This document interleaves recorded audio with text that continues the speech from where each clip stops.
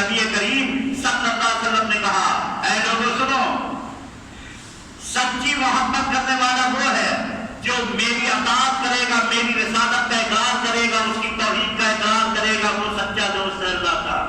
اور دوسرا یہ کہ تمہیں جو کتابیں ملی ہیں تو تمہیں صرف کتاب ملی ہے، اور میری امت کو جو ملا ہے وہ ام الکتاب ملا ہے۔ اور سنو، یہ جو تم ہفتہ اتوار کی بات کرتے ہو، اللہ تعالیٰ نے اس کے ضمن میں، اس کے بدلے میں ہمیں جمعہ عطا کیا ہے جو تمام دنوں کا سردار ہے۔ جمعہ تمام دنوں کا سردار ہے۔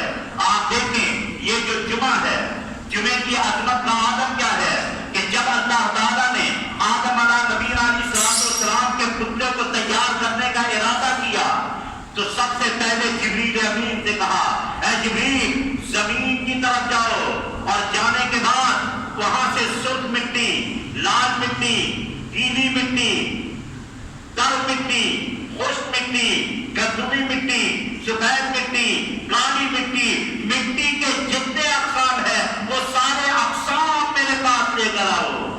سید الملائکہ جبریل امین گئے، جانے کے بعد مٹی کو اٹھایا، مٹی نے معرضہ پیش کی اے جبریل مجھے کیوں اٹھا رہے ہو؟ کہا اللہ کا حکم ہے، اللہ اس کے ذریعہ اپنا خلیفہ بنانا چاہتا ہے۔ تو کہا جب اللہ اپنا خلیفہ بنائے گا تو وہ گناہ بھی کرے گا، اسے جہنم میں بھی اللہ ڈالے گا، تو کیا میری اس حصے کو اللہ جہنم میں جلائے گا؟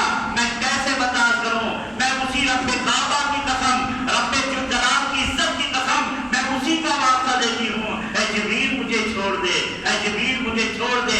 سید الملائکہ جبریل امین کو رحم آ گیا۔